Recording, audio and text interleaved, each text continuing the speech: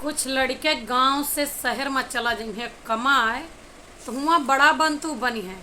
हुआ चाहे लेबर गिरी करिए मजदूरी करिए, फोन पर बताइए हम तो ठेकेदार होएगा ही बहुत बड़ा के।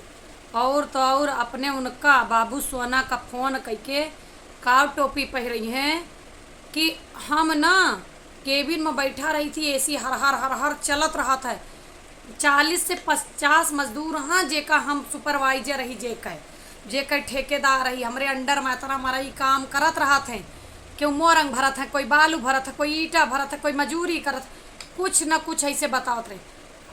तो बाबू सोना कहिए खाए का हमसे बड़ा ठेकेदार जो ना जो मेन मालिक हाँ साहब के साथ थे 5 स्टार में बैठ के रोज खाना शाम के हो जाता है।